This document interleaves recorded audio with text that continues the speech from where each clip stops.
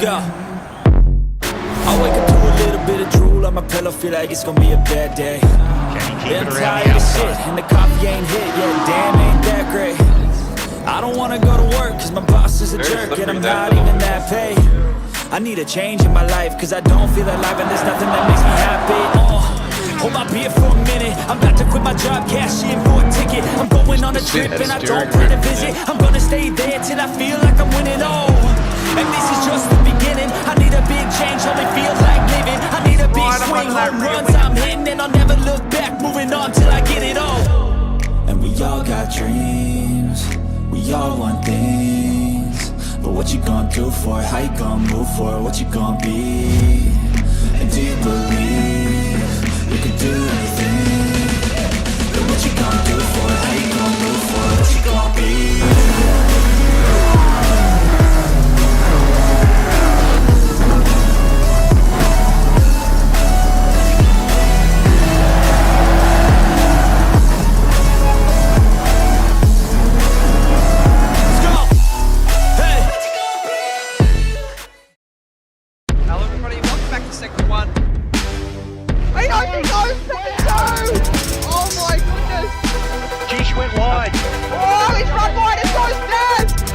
Oh my!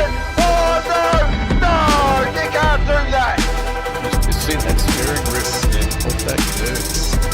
Fuzzy is somehow keeping it on the track surface. It's a spectacular drive, and he will take his first win in the top flight of Sector 1. Hello everybody, welcome back to Sector 1. We are here tonight to kick off the Season 12 pre-season. My name is Lanosis, and joining me in the commentary box tonight is everybody's favourite baked good. How are you doing tonight, Muffin? I'm doing absolutely sensationally, Lanosis, mate. I hope you are doing the same. Good afternoon, good evening over at home.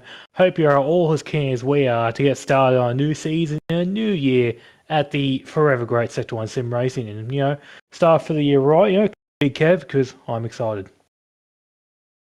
Yeah, that's exactly right. We're here at Circuit Gilles Villeneuve tonight, or as what we affectionately called it on the awards night, Circuit Gilly Villy.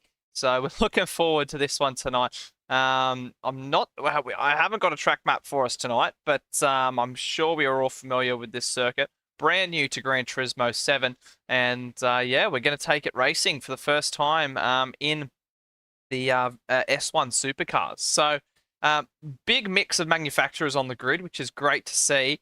I think I can see 5 different manufacturers out of the 8 possible that are available to the drivers. Oh, no, we have a 6th there. So we have 6 different cars on the grid tonight. We have the Viper, Aston, Jag, Mercedes, the Mustang. We have 7, Corvette and the M4. The only one that we're missing is the Lexus, I believe. And I think the Genesis as well, or the Hyundai, whatever you want to call it. It's not in the series. Okay, abort conversation. Yes. It was not competitive at all, so it was removed. I mean, we could have left it in there, but I don't think anyone was going to be picking it. So, unfortunately, it was removed. Most of these cars, supercharged V8s, except for the M4 and the Lexus, which are not supercharged. They are turbocharged, in fact.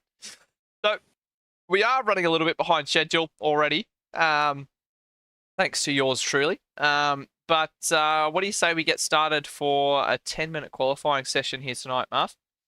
That sounds like an absolute marvellous idea. So, for the first time this season, the big red button, which has not been painted just yet, but I'm sure it will be for the next pre-season round and for the future rounds of this season. Let's give it a good press and get these guys underway for qualifying. Here we go. So yeah, it will be a 10-minute qualifying tonight with 29 laps, 2 times tyre wear, 3 times fuel usage with a 4 litre per second refuel rate. These drivers, they can use the soft compound and the medium compound tyre, whichever is up to them. And we are qualifying here at Circuit Gilly Villy, as we do have a number of drivers on track from each of the 4 divisions. So it's going to be great to see everyone having a crack Out on track, the first car out on track tonight is Madrick in the a nice blue and green Jag, which is quite a good livery, if I do say so myself. Just behind him, we do have a freshly crowned 3-time Sector 1 champion. It is, of course, Dish. Oh, as he makes contact with the rear end of Madrick there into turn 5, I believe that is. 1, 2, 3, 4. Yep, that's turn 5. As Good to see Sneaky your math is Steve-O. working all right. Yeah, I can count to 4, guys. Sneaky Steve-O just behind in the Jag. Behind him on track, we have a Corvette. It is Warbo in the Corvette. Pirate Racing just behind in a Mustang here tonight. So after some testing, I don't think the Mustang is a lot of people's first pick. So it'll be very interesting to see how that car plays out tonight. E-Bolt just behind him in the Hyperdrive Sim Sports, formerly Symmetry Motorsport. New outfit, it's Hyperdrive. Just behind him, the team boss, Archangel, both in Aston Martins. Baker Boy in the Mercedes. So he stepped up into the main series, was written down for the Invitational Series for this season, but he's jumped up and here he is here tonight for the pre-season, first round of the pre-season, I should say. Super Fun Happy just behind him in the Aston Martin tonight. The nice burger shot livery, I guess. Behind him, we do have Mr. Bumcrack, who is in the Aston Martin tonight, the Big Rock Brewery Kraken car there. Big J, just behind him in a Sector 1 themed Mercedes. Nice livery on that car there.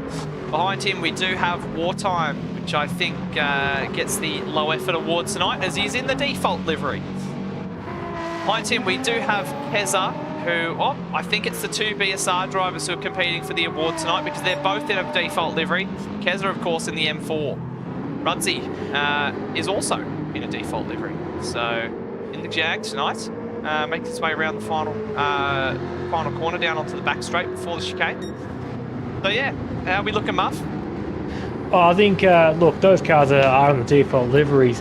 I think what they've done is they've focused on tuning the car to make it perform as well as possible, and they'll focus on the looks as the season gets closer. Because really, like, looking pretty is one thing, but everyone comes here for the most part to win races, and like, your car can look like whatever when you do that, but your car has to be performing well to get results. The appearances, while they are magnificent when they are put together nicely, will not affect the car's speed to my knowledge. So as Madrick, he crosses the line. It's a 1:38.737. Sneaky Steve-O to the top of the times immediately. Warbo goes P2, 1.2 seconds off the lead there. Madrick slots himself P3. Pirate Racing to P4. Super Fun Happy immediately goes quicker than that there. As the lap times trickle in. So Sneaky great up Steve-O. there from Sneaky Steve done a great job there, straight to the top with a 1.2 second gap to P2. Yeah, very, very solid lap time there to pop himself into the lead of the race, a 1:36.7. And further down the order, we have Big J 6th, Wartime 7th, Mr. Bumcrack 8th. He finds himself into the wall there. So what has happened here for Bumcrack? He has had a massive moment at turn 3. Let's see if we can catch that on the LJ Media Action replay here. What has happened as he into here, and as he just, I think he outbroke himself and then got trapped a little bit, which is less than ideal. Yeah, very not the way to go, not the way you park the car or drive it, but that's alright. Look, he's back on track now, so we'll see it continue on here. Currently 7 PA, like you said before, the 1:40.364 lap time. And look, we still got another 5 minutes effectively of this qualifying session left, so plenty of time for him to pull his finger out and put in a quality lap time, trying to get himself further up the grid.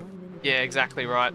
I imagine we'll see a couple of drivers in at the moment, just because it is such a short... tyre life is going to be a big factor this season. So I think we'll see a number of drivers in to change out their tyres to get another crack at it before the end of the session.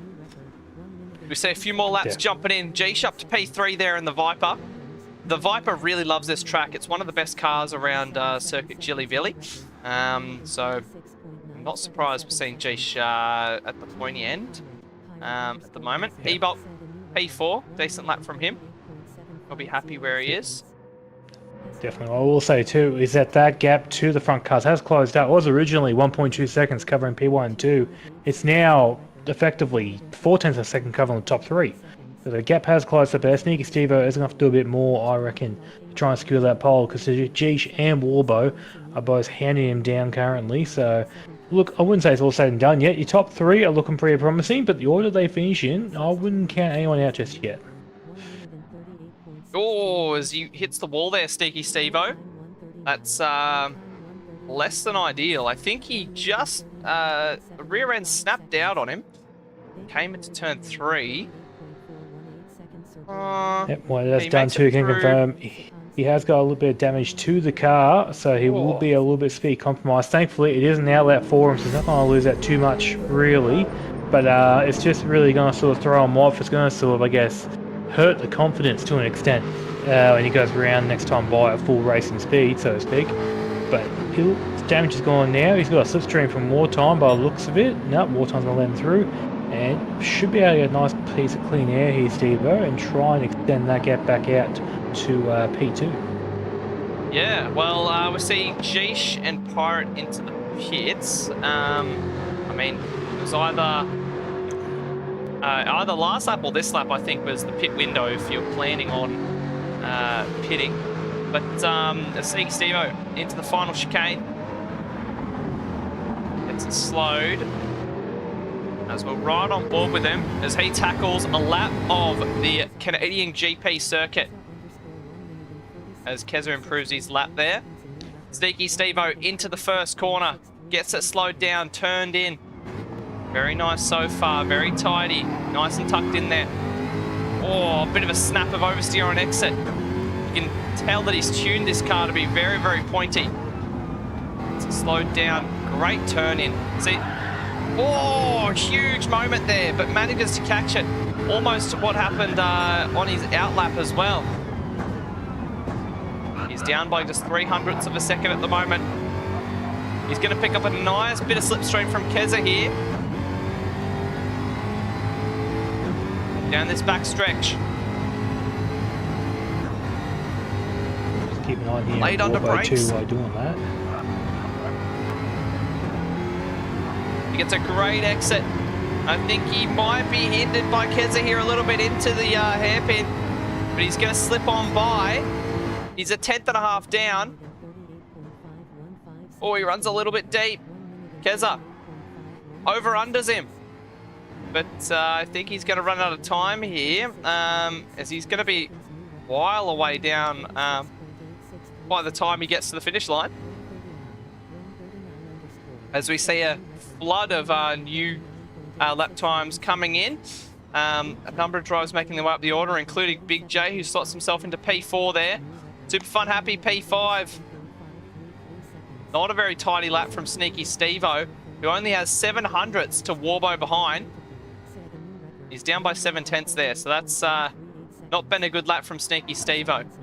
As we see Baker Boy off in the weeds at the second turn. Yep, can confirm as well that Geesh unfortunately must have a mare going through turn 2. So his lap here is done. He won't improve. P3 is the best he'll get. Knock him out in the contention for probably the race for pole here. Keeping an eye on Warbo here. He's down by a second. He won't improve that time of his this time around. Sneaky Stevo, he's mashed his time effectively going through the first sector there. Sneaky Stevo could be on to improve his lap if we're ever so lucky here. Oh, nice little power slide coming out of that corner. Well done. He's definitely set up that Jag to be very, very twitchy here tonight. I have to imagine these sort of cars here not really packed with a hell of a lot of downforce, so at least in qualifying trim you probably want that bit of pointiness on the car so you can try and get through corners as quickly as possible. As Geesh behind him has spun around. That's a huge moment for the Sector 1 champion. And quite ironically on his rear wing it says drive safely, as he's absolutely murked that Viper into the wall at turn 8. As What happened here? Missed the apex, clambered over the curb, and then the rear end just lost it and overcorrected into the wall. Keep on here as well. Sneaky Stevo might get held up here by Archangel going through the last little section of track here. Oh, goes for a little... Oh, pass through a chicane. This is every day. I think Sneaky Kez is Stevo across the line. there. Yeah, Kez is disconnected, unfortunately. We'll see if we can get him back before we go racing. Sneaky Stevo does not improve. Goes down by 0.2 of a second on his PB. Wartime crossing the line. Doesn't improve. Jeesh doesn't improve. I think everyone's down on their time. But I think Yep, that's Baker all. Boy about to all cross they'll the be. line in P7. Let's see if he can improve. Man, he's definitely not going to improve as slap of his, no way. That does appear to be everyone. You're absolutely right. Wow. So, interesting qualifying session. Jeesh, not on pole position in the Viper. That's a big story. Big, I think as well. Like, I personally haven't done a lot of research into the cars for this season, but possibly, hear me out, is the Viper a better race car than it is a qualifying car? I mean, when I did some testing around this track, the Viper was definitely on the pace. But is that the top, like the qualifying trim pace?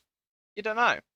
I mean, it's not the best on tyres. It's pretty alright on fuel. It's just... It's going to be a tricky situation. I think the next 29 laps is going to be definitely something a bit different. It'll tell us a lot of information, that's for sure. First time we'll be seeing these cars on track in 6 seasons. So a very long time between drinks for these cars here being out on track. And like I said before, I think Stevo has taken pole position by a mere 700ths of a second to Warbo on P2 there. 2 1/4 tenths back, or 2 1/4 tenths, yep. Quarter of a second, you find Jeesh in P3.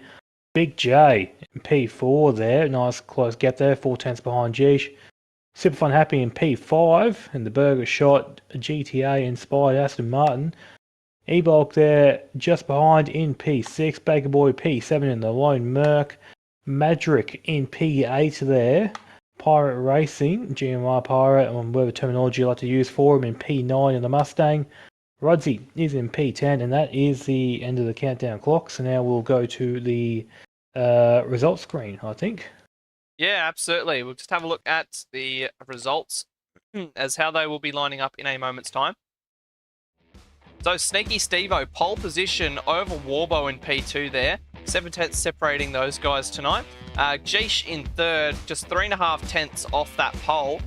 Big J fourth, Super Fun Happy in fifth, E-Bulk in sixth, Baker Boy seventh, Madrick in eighth, Pirate Racing ninth, Rudsey 10th, Wartime 11th, Bumcrack 12th, Archangel 13th, and Keza, he did qualify 14th, but he also disconnected from the lobby.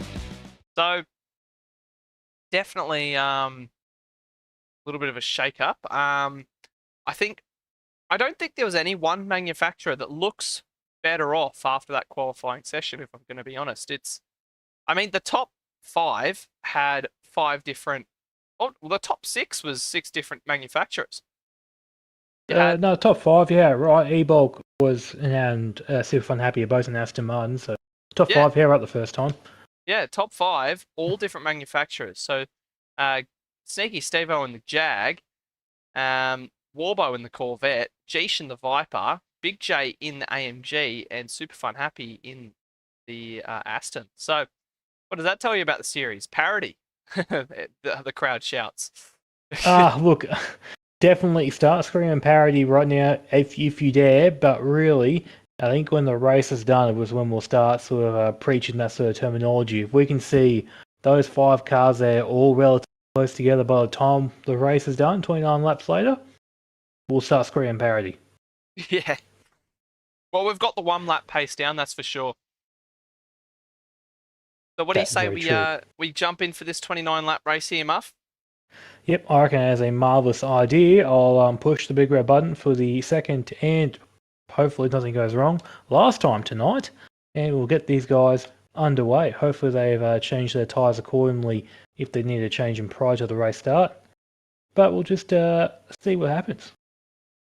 Yeah, so Not far from getting things underway here, as the drivers do make their way onto the grid tonight.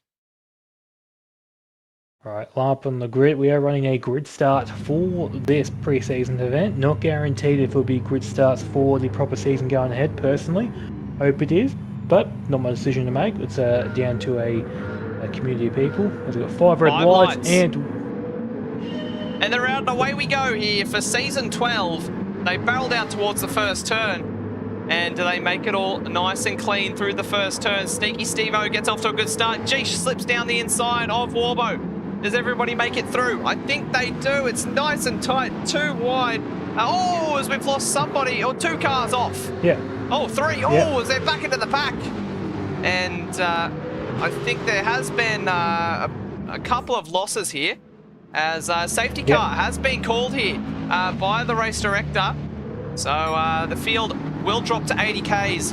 All the other drivers will be able to catch up. No overtaking for this period as they make their way through turn 5 as the rest of the field catches up. So there was a bit of an incident there between the rear runners, but everyone has caught back up and it looks like we will be able to resume racing potentially at the end of this lap, and if not, it will be lap number 2.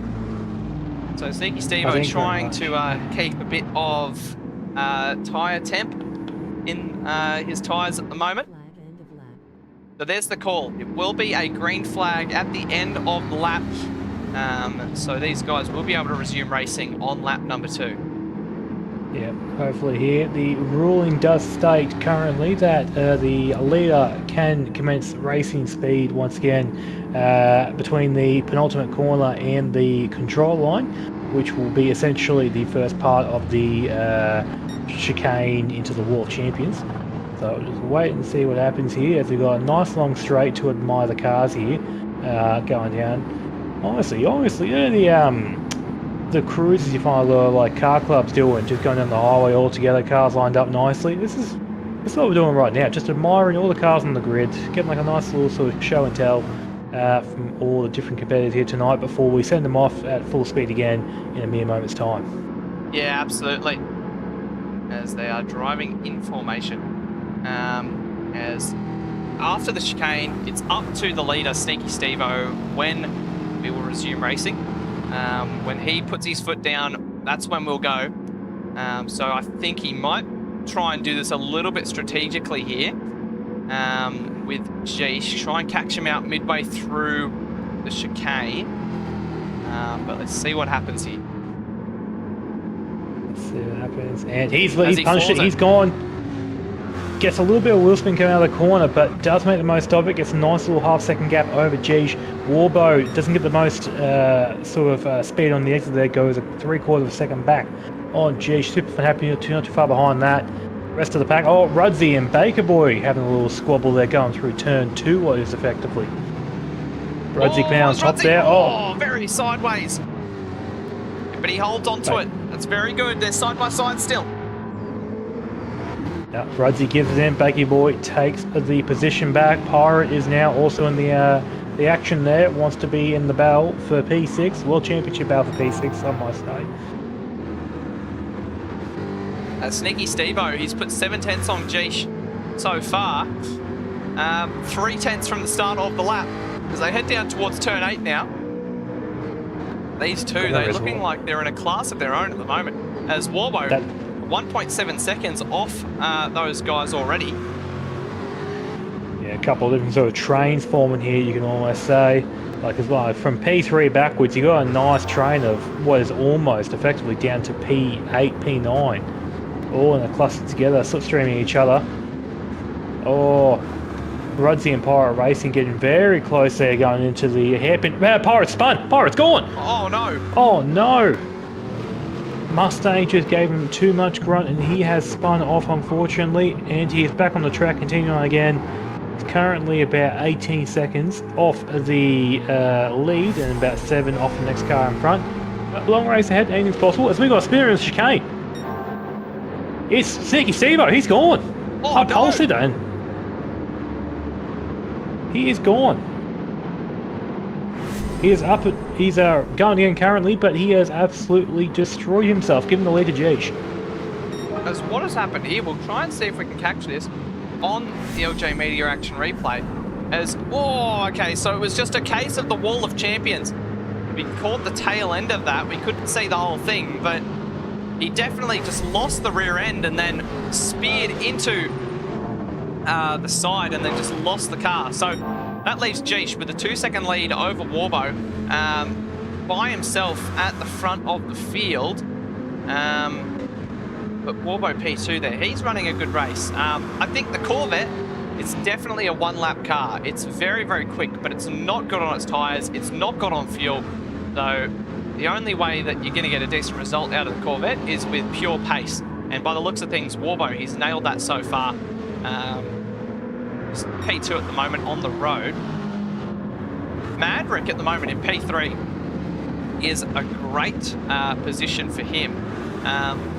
He's leading the Cat 2 guys this season, so doing quite well for himself in P3. Absolutely doing a great job there in that sort of fluoro-coloured Jaguar, or really just a villainous piece of machinery. Doing a great job there. Currently just out of slipstream range of Warbo, but I reckon he's catching back up.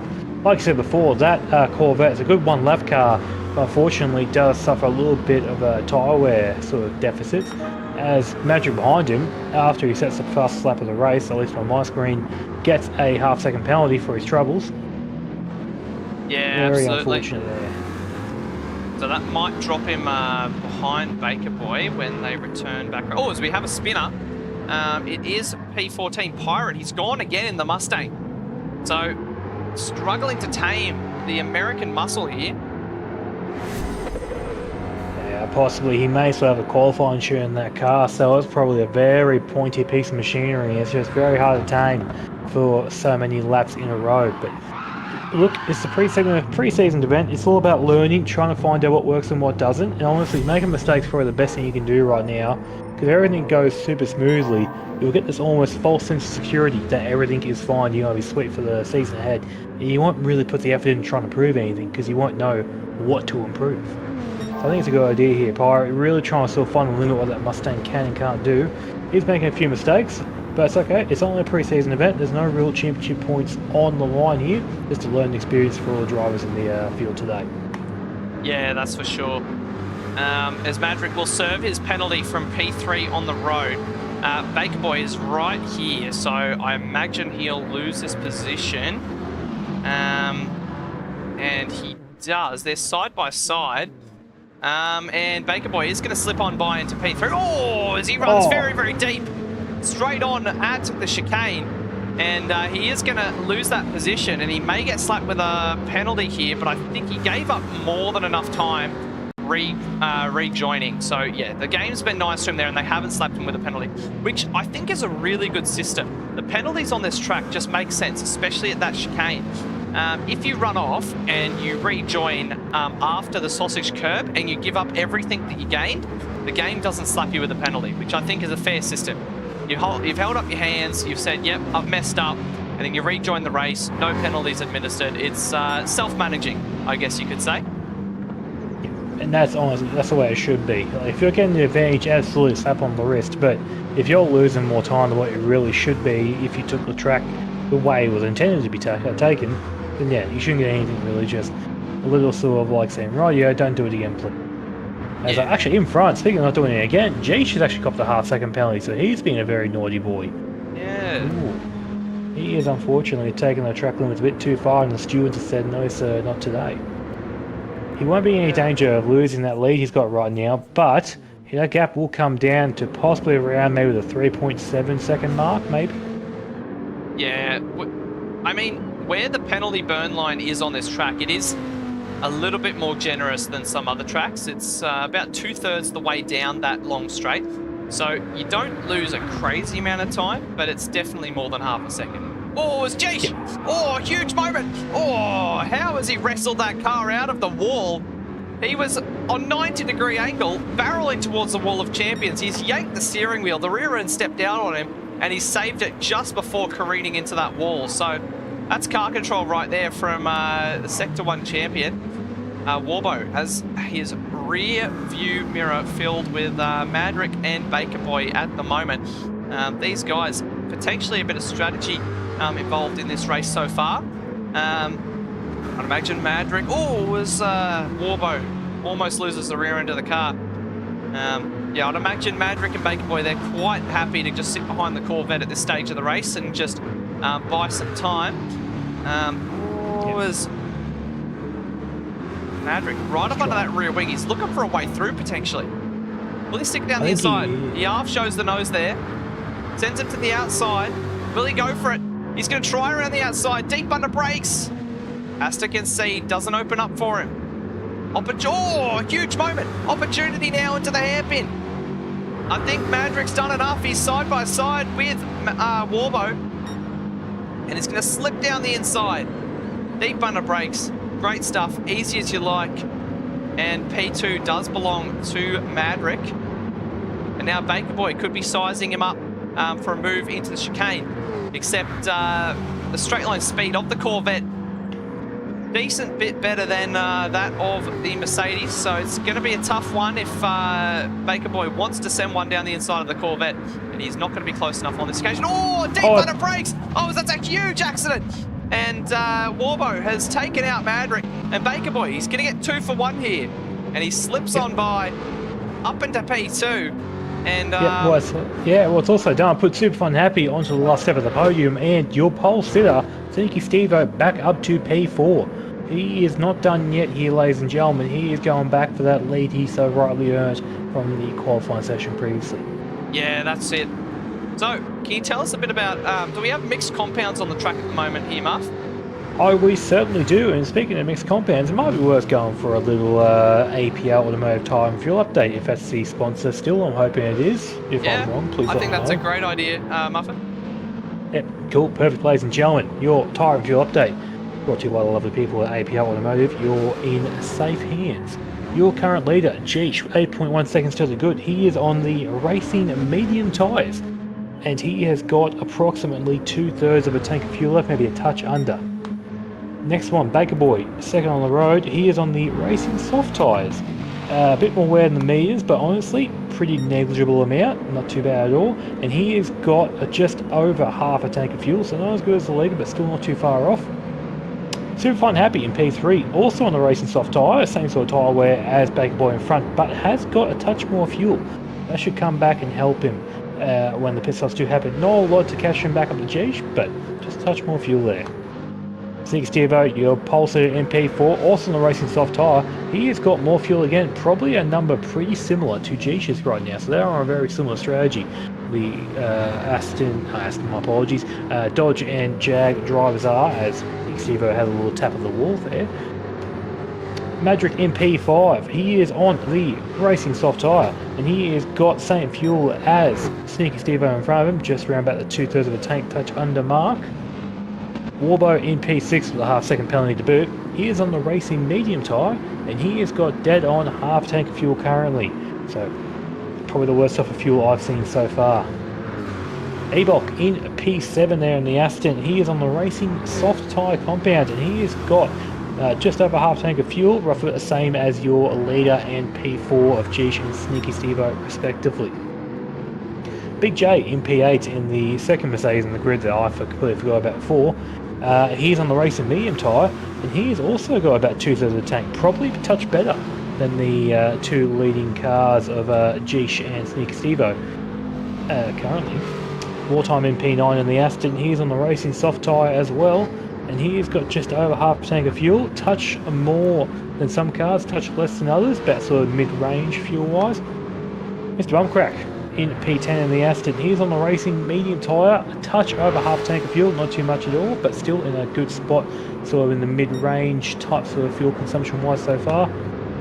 Archangel in P11, he is on the racing soft tyre, and whatever he's done, he's absolutely destroyed his tyres. Everyone else looks pretty sort of contained around the 20, maybe 25% mark across all tyres, but Archangel, he has worn half of his front left, and I'm not sure how he's managed that. Like, you can almost swear the tyres just sort of facing perpendicular to the road with how much wear's on it, and he's currently got about half tank of fuel in the car.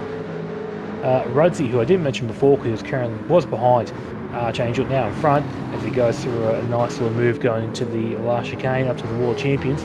He's on the Racing soft tyre and he's got just over half tank of fuel currently, about on par with the leaders currently. And going from the back now, or to the back I should say, we have Pyro Racing in the Mustang. He has gone the Racing soft tyres currently and he's got just under half tank of fuel. So I think unfortunately that Mustang might not be the best car, at least in that sort of setup, but overall looking pretty good compared to some of the cars around him. Thanks for that, Muffin. We also just saw that Rudzi picked up a half-second penalty as well from that move with Archangel.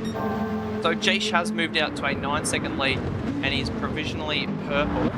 Sneaky Stevo is chasing down Baker Boy at the moment, both on the soft compound tyres. So they're making inroads to try and catch up to Jaish, but I think Jaish has checked out at this point.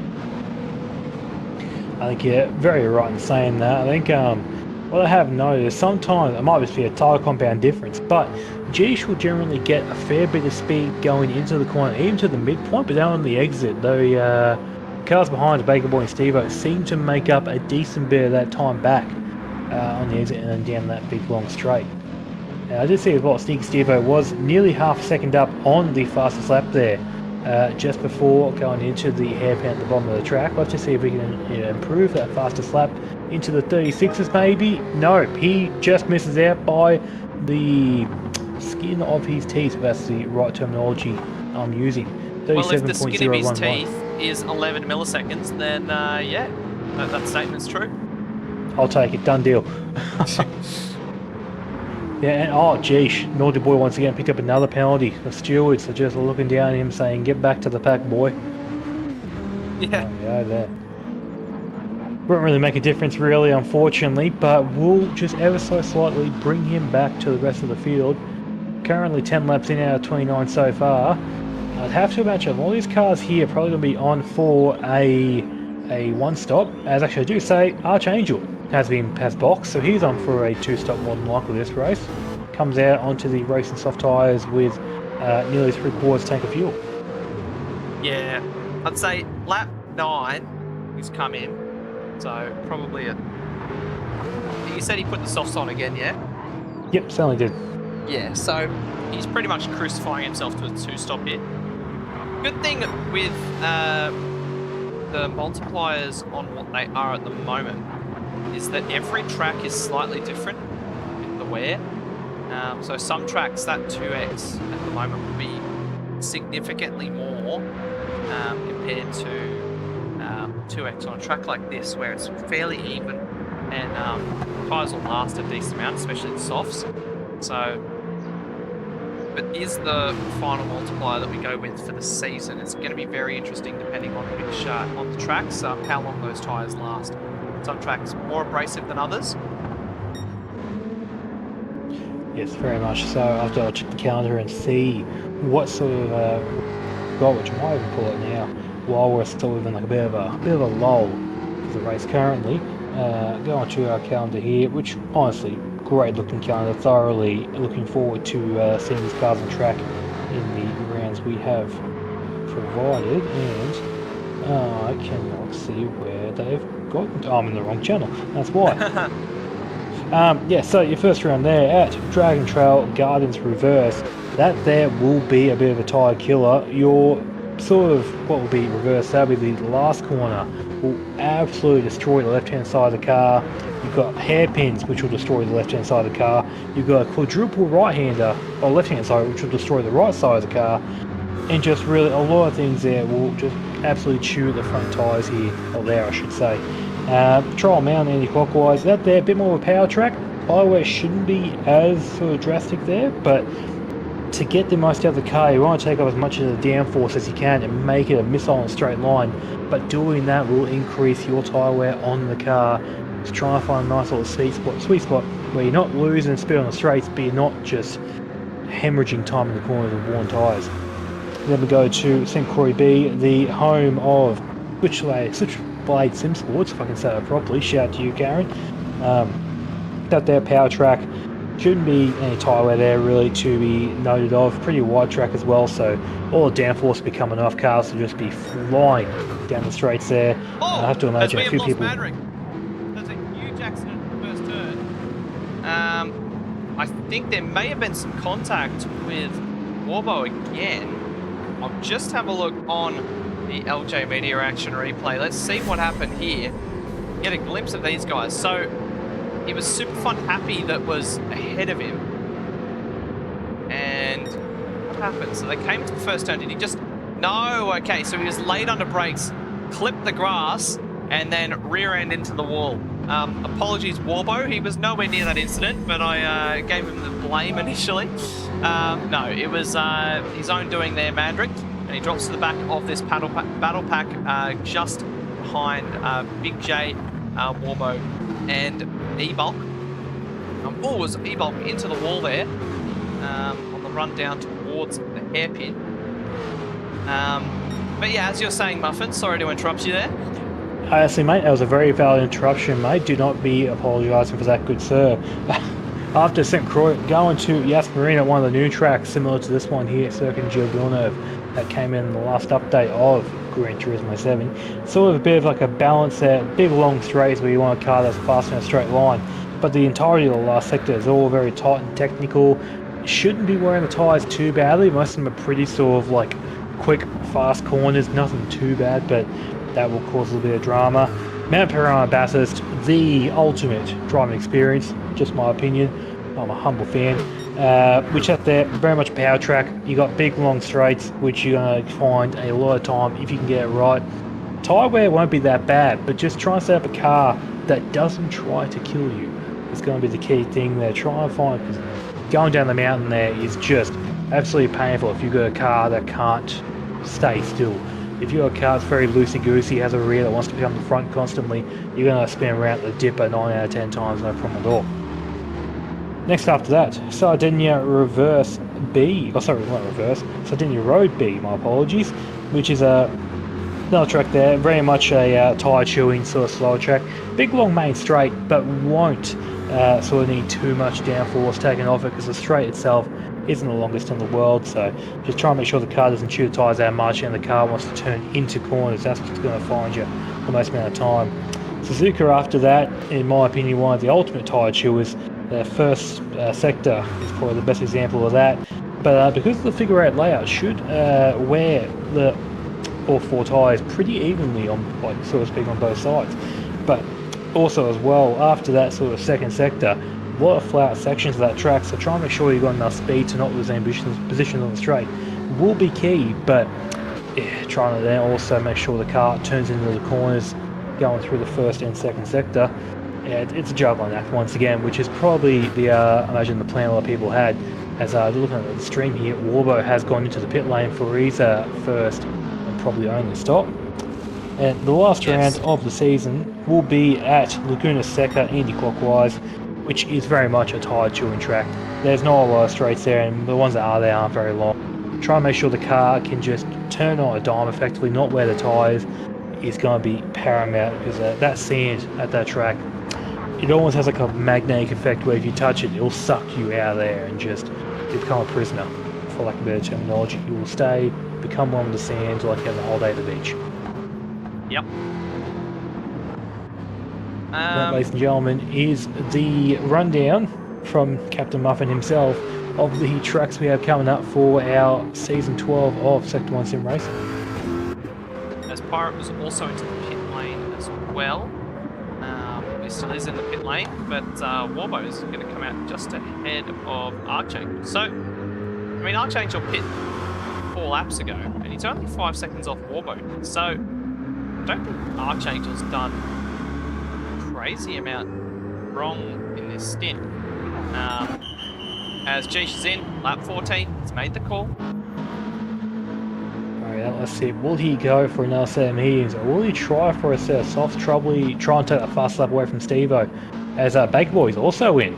Yep, so Steve-O. There you go, so your top 3 all in at the same time. Jish with 11 seconds to the good over Baker Boy, 15 seconds to Stinky Steve-O.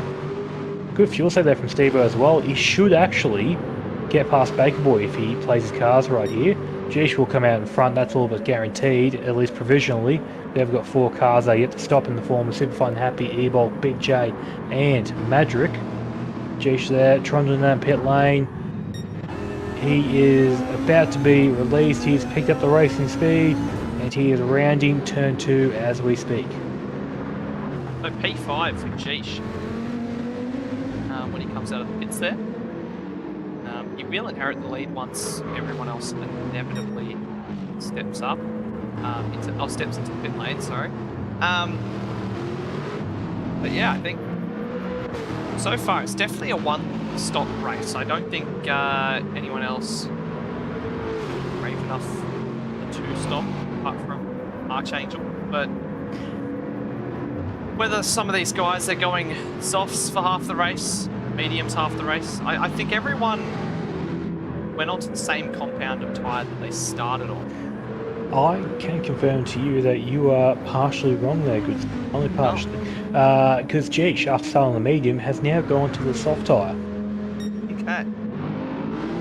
Everything else, though, you're absolutely right. Sneaky Stevo's chucked on nice there soft. Baker Boyd nice there soft. So those 2 guys there will be sort of doing a little copy and paste of the stint they just did. Big difference though is that Sneaky Stevo did get ahead of Baker Boy with that fuel save there. Has got a touch less fuel in the car, so he's going to be mindful of that, but he's got a nice little lead though over Baker Boy, currently around the, what would that be, 5-second mark? Yeah. Big J goes around again for one more time. Super Fun, Happy, E-Bulk and Magic all come in. Distinct Jeesh provisionally inherits P2. More time in with 0% in the tank, which is pushing the boundaries a little bit. Well, look, hey, this is a pre-season test. He found the limit. There it is. He was testing to see how long he could go. And he's found it. 15 laps of Circuit Jilly Villy. That's the max. This Jeesh is 2.5 tenths purple through the first sector, so I think he's having a red hot crack. So Big J, he's gone the furthest out of anyone in the Mercedes. Now, I don't remember it being too big of a saving car back when I used to drive it, I think. It's not too kind on his fuel, but he's definitely pushing it, making it go. As he does round the hairpin, I imagine he'll be at this lap. There's no reason to go any further than 16 laps, I feel. Now, I think fuel-wise, if he saved enough, probably could make another one, but I don't think can't think of a good reason why he'd want to. One thing I will say though, it's not going to get him the race win, but he probably could easily double stint these tyres, try and save himself a few seconds in the pit lane, and get a little bit of track position on the cars in front as Big J does come into the pit lane. I'm not too sure what he'll do there. Like, the tyres, not perfect, but they're good enough for another stint. Nope, as he changes them, right? I'm going to shut my mouth and forget that I... Yep. That is a potential strategy that could come up this season. I mean, changing tyres, it takes 4.5 seconds, I think it is, 4.2 seconds. So, being able to to skip that whole 4 seconds, if your tyres are like 10%, 20% worn, you're probably not going to lose 4.5 seconds over a stint. So, I think just for that track position, that could be worth something. So, anyone in the chat who's thinking of some big brain strategies for season 12, courtesy of Muffet? Look, I will say it once. I've said it once, and I'll say it again. I am the alt strategy master. And I'll happily bring up some previous races where I've done the alt strategy, and it's worked out pretty darn well. If you need evidence, so without a doubt, if you want to do something different, something that'll probably involve you not tyre saving, fuel saving as much generally, I'm your man. I will show you the way. I think most notably, Season 8 Yamagiwa, a 4-stop. Mate, we're going to say either that, or you also could, in my opinion, Season 8 once again, at St. Croix B, the 2-stop, which was that was a fun time. I was just there, setting purple laps effectively, everyone's there trying to save fuel, I'm just having the time of my life. Or Le Mans, season 8 was the last good season for me, at least in that regard. But let's not talk about that. It's fine. Let's talk about the moment. Currently you've got G Shear coming to the line here. He was half second purple going into the second sector split, and he takes the fastest lap by half a second. Bang! Wow. He says he's here in the Pride of Freedom Dodge Viper, Bold Eagles, American flags everywhere. I can already tell he has got a loaded weapon in that car, and I don't think it's a gun. Yeah. Okay. Anyways, yeah. Anyways, though, Sneaky Steve currently in P2. He is fallen away from Distinct Cheese, currently 14 seconds away, but Baker Boy is 8 seconds away from Sneaky Steve. So, done a good job there to try and sort of extend that gap to Baker Boy in P3, try and sort of guarantee a P2 finish or better. Very much a case of Sneaky Steve of what could have been if that spin didn't happen. I don't think he'd be challenging Geesh for the lead at the end, but he would be a lot closer. It would be making us sort of question his decisions and whatnot. I think that Dodge Viper just seems to be a very quick car, at least in the hands of Geesh. But the Jag, honestly, shouldn't be written off. That Jag looks like a very sort of comfortable car for the most part, as long as you treat it nicely. The pace doesn't seem too bad, fuel saving doesn't seem too bad at all, and I guess the one of the perks of having a car with 7 gears is that you got a bit more sort of sort of variance to try and keep in the ultimate rev range to either be going at max pace or at like a decent sort of fuel save. Let's just put it this way: when you're driving the Jag, it asks you, "Do you want more torque?" It doesn't listen to your response; it just gives it to you.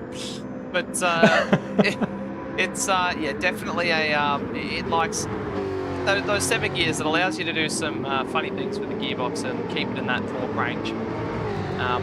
Has a very wide torque range. It peaks out maximum torque at 66 kilos at 3.5 revs, 3,500, and then it maintains that and slowly tapers off to about 61 at about 6,000. So it hooks up a lot, the Jag. And I'm seeing as well, I've got a feeling like Archangel, he'll be due for another pit stop as well, currently in P10. He'll be due for another pit stop, I reckon, in a lap or two's time. His front left tyre, once again, is looking absolutely, well, destroyed, for lack of a better terminology. Fuel-wise as well, he's probably getting pretty low, but yeah, his pace might be suffering here through the multitude of right-hand corners here at Circuit Gilles Villeneuve. So I expect to see him in to complete his second of 2 pit stops in this race for him very soon. Yeah. As Baker Boy seems to be struggling a little bit in the Mercedes in this second stint. Maybe, I don't know, he just seems to be finding himself in a bit of no man's land here. So Big J, who was turned on lap number 1, he was into P5 and now up into P4. He is driving an absolutely spectacular race. We'll be very happy with this one, that's for sure. Doing a great job. Now, if this puts things into perspective, Baker Boy is a Category 2 driver, and he is currently sitting on the podium in the first pre-season test. Now, every other driver in the top 8 are Category 1 drivers. So the fact he's in P3, I think it's definitely an outlier here. He's whipping that car around the track at an extraordinary pace right now. Very consistent. I don't think he's been wrapped up in an incident all race long. And he's got 5 seconds back to Big J to hold on to this P3. But if he does, that'll be a spectacular effort in his first Sector 1 drive. Yeah, I think it's very much the case of he's sort of doing a little audition here to try and sneak himself into Cat 1 before the season begins, which I think he's doing a very good job. I think if he does the second pre-season event we'll have coming up in the very near future and he gets another podium, especially as the competition is pretty similar, if not more fierce, to what we have here currently, I personally would love to petition for him to come up and race with the big dogs in Category 1. Give the guys a Category 2 a little bit of a sort of breather. Look, I'm sure a lot of people would love to go out there and win races, but if this pace here from Baker Boy is pretty sort of I guess what we can expect from him in the season coming up, he could be possibly doing a little Max Verstappen and dominating most of the season, which would be great for him, but you don't learn too much from it, you know. You want to be racing people at your speed, winning a few races, losing a few races, or if you lose, like me, losing all the races, and just sort of learning a lot of how to improve your own pace and sort of racecraft and all that good stuff to try and become a better driver. Yeah, that's exactly right. It will be written into the regulations that drivers can be moved between categories and divisions first 2 rounds. I like to think that as admin we don't get it wrong, but it's inevitable. Sometimes people get placed in the wrong divisions, and that 2-round grace period lets us fix our mistakes before they have any long-term consequences, which I think is good to see. Yeah, well, I think before this race is done, I wouldn't be surprised if Baker Boy does have one last test here though, because Big J in P4, he is catching up. Gap's currently 4.3 seconds, and that number is coming down. On the last lap, Big J found nearly 1.2 seconds on Baker Boy. So look, I definitely think we're not done here. But Big J, if he keeps his pace up, should be attacking Baker Boy in the next 3 or 4 laps, I reckon. Yeah, I'm just riding on board with Big J at the moment. He's definitely getting closer and closer. I think it's something for Baker Boy to think about. How are they for tyres? Are they on the same compounded tyre here? They are on the same compounded tyre, being in the racing soft. However, Big J with the overcut, his tyres are looking a fair bit fresher, so he'll have a bit more sort of grunt to attack with, so to speak, going towards the end of the race here. So Baker Boy hypothetically should fall back to him as the race goes on. And Big J is bringing E-Bulk along with him too, so Baker Boy, you could have 2 problems approaching him very, very quickly.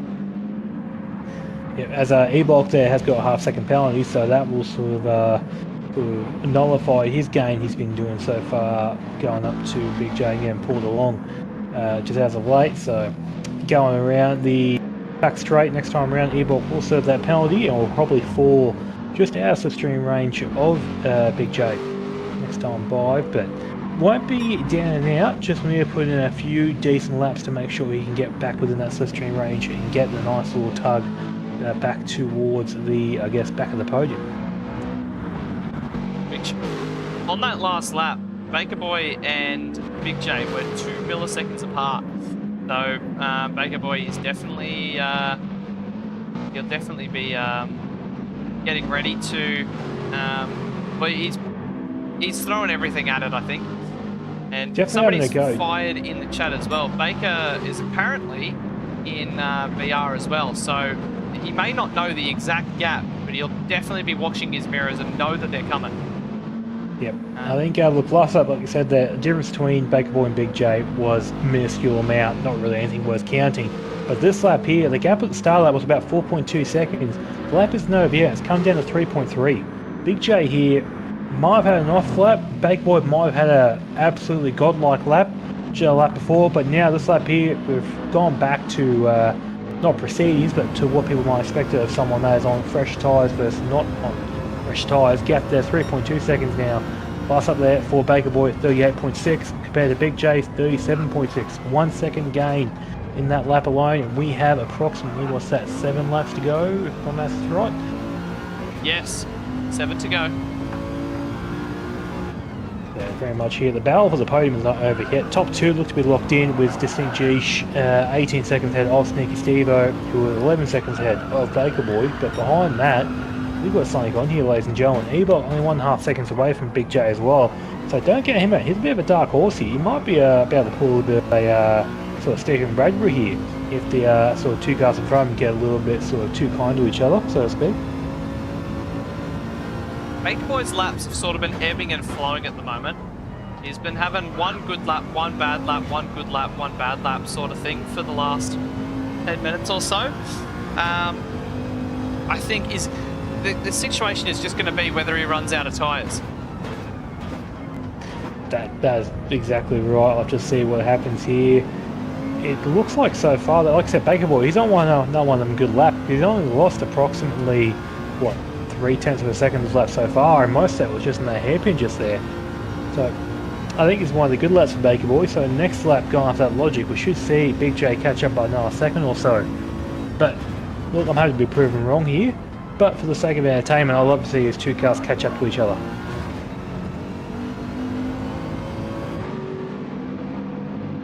As this is looking like it's going to shape up to a grandstand finish with 6 laps left to go in this one. Just for reference there, ladies and gentlemen, Baker Boy last time around, 38.3 second lap time, so a bit quicker than his previous.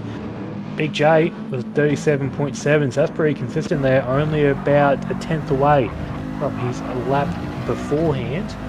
Currently 2.5 seconds away now from the podium, Big J is. E-Bulk still within touching distance, 2 seconds away from Big J. Do not count either of these drivers out yet. We could be on here, like I said, for a grandstand finish. A move into the last chicane, someone crash into the wall of champion. Mate, chucking your bingo cards right now, ladies and gentlemen. See if you can get a nice little correct prediction here before the race is done.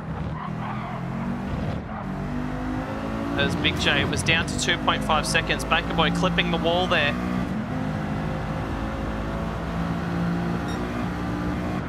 I think Big J can't be complacent here. He knows that he's catching him, but he just needs to not get ahead of himself and save his tyres, because I've been in that situation myself, chasing down someone for the lead of a race and wearing up my tyres way too quickly despite having the advantage. And I think that's going to be the only thing that limits Big J here, is if he uses up his tyres before he snags onto the back of Baker Boy. Yeah, like I said, you've done it before, and it's a very tricky thing. You have to use the car to catch up to the car in front, but if you use too much of it, by the time you get there, you got no car to fight with, and you're sort of just stuck behind them, hoping that they make a mistake on their own. You can just sort of side on through. But then again, if you don't attack as hard as you can to try and catch up, you might save some tyres, but by the time you sort of save enough to attack, you might be too far away to get to them before the race is done. So it's a balancing act. I'm probably saying a lot tonight, so everyone take a drink every time I say balancing act or something like that. But really it is. It cannot state enough how sort of tricky it is to try and get the car performing exactly right and doing exactly the right thing to give yourself the best possible position in the end of the race standings. 4.5 laps to go here at Circuit Gilly-Villy, and the situation, Big J, he had a massive moment. I don't know if you guys saw that. Coming out of turn 8, he lost the rear end of the car a little bit, and he's dropped back about 7/10, so that's a little bit of progress down the drain there. But this is his big advantage. He's very, very quick through the hairpin, but it looks like he doesn't manage to get the power down as well as he would have liked. E-Bulk, he's dropped 3 seconds back. So, barring any major issues, I think E-Bulk may be out of this podium battle, as there's 4 laps left to go. Yeah, only very much the case, unfortunately. The tyres there for E-Bulk just seem to be coming away from him. Currently got about half tyre left, I should say, on that front left side of the car. But also the fires in the chat there from Stickers looking for information on the P3 and P4 Mercedes-Benz pairing, what their tyres are like. Baker Boy currently has got about 2/3 left, my apologies, on that front left tyre, and everything else pretty similar around the 20% mark all around. While Big J got about 20% wear on that front left tyre and about 15% on the rest of the car. So Big J's tyres are in better condition, but I do feel like that sort of deficit is starting to close up ever so slightly with how Big J is pushing to try and catch up to Baker Boy. Yeah, it seems that corner just there, the exit, Baker Boy is able to get that power down a lot better, a lot smoother than Big J, and Big J gives away a bit of his time every time they come through turn, I believe it's turn 7.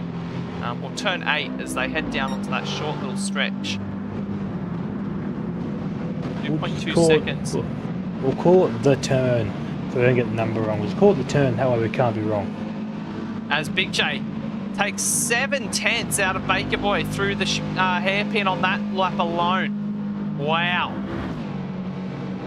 Right, yeah, ladies and gentlemen, gap now 1.9 seconds. Baker Boy has seen his car to be a bit almost straight line missile there. Towards the end of the straight here, Baker Boy does pull he's that hit the gap back wall! out. Oh, He's no! gone! Oh, that's disaster. Well, look at grandstand finish. Gone. The Unbelievable. Wall of Champions has claimed another victim as Baker Boy. He was so close to a podium, but now he's going to have to settle for P5. As we'll have a look what happened here as he headed through the final chicane and found himself in the Wall of Champions. So he was on the brakes, took too much curb, and yeah, so took too much curb on the inside, and then it just snapped on him, and there was nothing he could have done as he just careered straight into the wall. But he is 1.5 seconds behind Ebulk now, so it's not over for him. He can still take this position from Ebulk here, who is looking a little bit like a wounded Aston Martin at the moment. He was right in the battle with Big J, but falling back just a little bit, 3.7 seconds and 1.5 to Baker Boy now. Sneaky Stevo, 20 seconds off Jeesh up the front, who does have a little bit of lap traffic in front of him in Rudzi. But yeah, he's just been running his race. 2 to go for Jeesh. Very consistent lap times there. Sneaky Stevo also very consistent. But Big J on the podium. Ebulk 3.5 seconds back. Baker Boy 2 away from Ebulk. Warbo at the moment. He's run a decent race here as well with a little over 2 laps to go for him. He's got 1.6 seconds over Madrick, who gets a stonking exit and closes that to 1.3. Look, I think very much here, the battle for P4 shouldn't be counted out yet. Ebulk has got a fair bit of wear on those tyres. Not saying that Baker Boy is much better, but look, there's a possibility here that Baker Boy does catch back up to Ebulk before the race is done. Maybe, and has a crack at him, but it just depends on how Ebulk sort of manages tyres here, because right now, he's balls in his court, he's got the position, he's got a decent sort of time gap, but that front left tyre is looking pretty sorry right now. He could be in for a world of hurt going through the right-handers on this track as the sort of last lap comes into effect. Yeah, not long to go here. Because I think Warbo has put a little bit more time on Madrick, who's dropped 3 seconds back at the moment. But yeah, this battle for P4 may be sealed with 1 lap left to go, but anything can happen here. Yeah, Cat's currently 2.2 seconds. Ebulk there, getting like a nice run through the corner itself, but then loses a bit of time on the exit. Yeah, I was just seeing what the sort of top speed's like between the 2 cars. Yeah, it looks like that Aston has got more legs on it. So once they hit 6th gear, that Aston just wants to pull away from the Mercedes. Oh, as Ebulk wrestling the car through the chicane, as there's 1 lap left to go of this race. Alright, first pre-season event of 2 will happen before we kick off with our full season 12 proceedings, ladies and gentlemen. Still plenty of time for people to test out cars and see what's good, what's not, what looks promising, what is something to be steering clear of. Gap between P4 and P5 in this race currently 1.7 seconds, and that gap is closing. Baker Boy, he's going there a bit of a miracle at this point to try and sort of catch up. Ebulk hits the wall there, going into the next little chicane on the track. Gap comes down to 1.5 seconds. I think probably should though. Probably should go to the front though, because I think Jeesh about to cross the start-finish line and win the race here. As he approaches the final chicane, he's driven absolutely spectacularly, proving to us why he's a 3-time Sector 1 champion. And Jeesh, he's going to come home, he's going to take P1. Extraordinary stuff. Well done to him. Sneaky Stevo, he's also driven spectacularly. P2, he dropped down to P10, fought his way through the field, back up to P2. And he's done the job here tonight. P2, pole position. He'll be very happy with that. And then back to P3. It's 1.3 seconds separating E-Bulk and Baker Boy. I think E-Bulk has done enough. But Big J... oh, somebody was lagging a little bit there. But Big J, he's going to cross the line. P3, great podium from being last on lap 1. And that's going to be P4 for him. Baker Boy, P5, as I think it was Archangel who went straight on the chicane there. That was a little bit weird. But Warbo, P6, he's had a good race. I don't think he made any mistakes, except for that incident with Madrick early on. He was sitting pretty, and he P7 for him in the end. That's some good stuff. Madrick 7th, Super Fun Happy in 8th. It will be Bump Crack in 9th.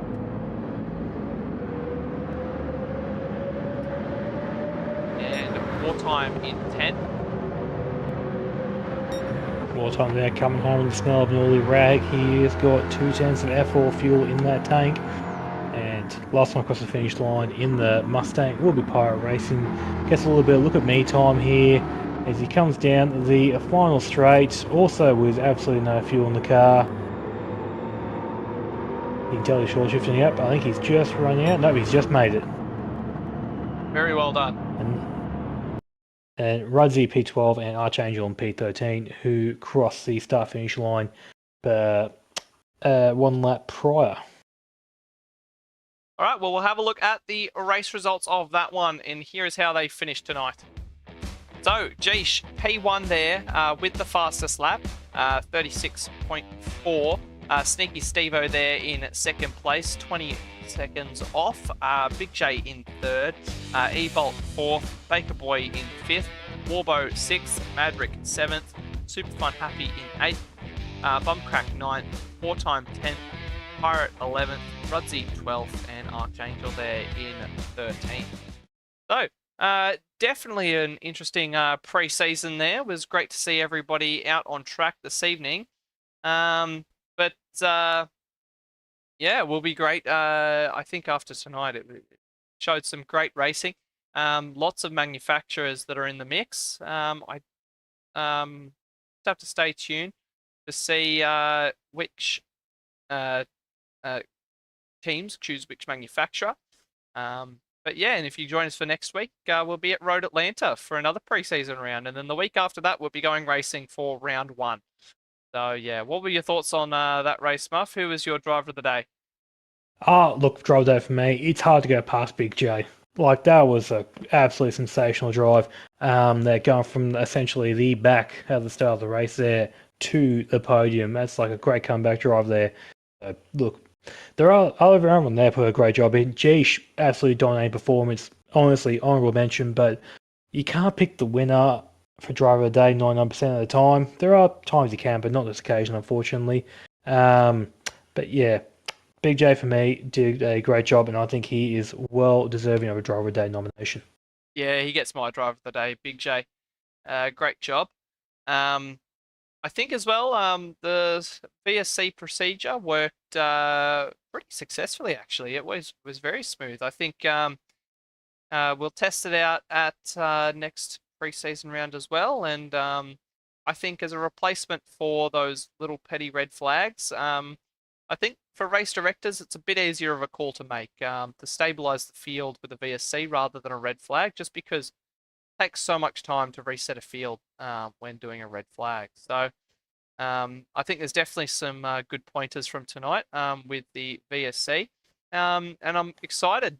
It was great to watch on stream as well, watching all the drivers drive in formation and get going. It was good to see. What are your thoughts, Muff?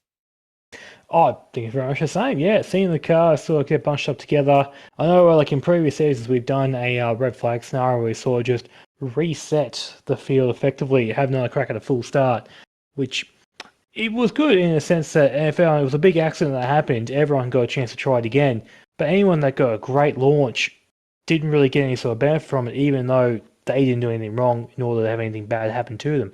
So I think the VSC is a good idea because it's sort of like just tries to keep everyone in like a very sort of even field. Sure, if you're a person that unfortunately gets a bad start, spins, whatever, and doesn't really get much out of that, then yeah, it's not ideal. But overall, I think it's a very good system.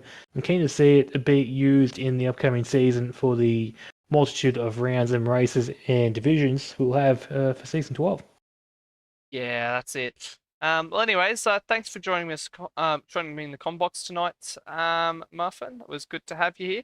And if that's everything, we'll sign things off for the first preseason round of season 12. That's a very good idea. Good night, everyone, and thank you very much for watching. If you haven't already, please don't be afraid to absolutely smash that like button. Subscribe to the channel if you want to see more awesome sim racing action from the guys at Sector 1 here. And if you want to get involved with the action yourself, don't be afraid to jump on the Discord and follow the instructions to enter our community series, which we'll have coming up next season as well. And one day, who knows, new on the track here. Yeah, absolutely. All right, that's Ladosis and Muffin signing things off for round 1 of the preseason for season 12. Good night, guys. Hello, everybody. Welcome back to Sector 1. We are here tonight for some Category 1 racing action around the Palisades Village. Let's go. I wake up to a little bit of drool on my pillow, feel like it's gonna be a bad day. Yeah, I'm tired of shit, and the coffee ain't hit yet. Damn, ain't that great. I don't wanna go to work, cause my boss is a jerk, and I'm not even that paid. I need a change in my life, cause I don't feel alive, and there's nothing that makes me happy. Hold my beer for a minute, I'm about to quit my job, cash in for a ticket. I'm going on a trip, and I don't plan to visit. I'm gonna stay there till I feel like I'm winning all. And this is just the beginning. I need a big change, only feel like living. I need a big swing, home runs I'm hitting, and I'll never look back, moving on till I get it all. And we all got dreams, we all want things, but what you gonna do for it? How you gonna move for it? What you gonna be? And do you believe you can do anything? But what you gonna do for it? How you gonna move for it? What you gonna be?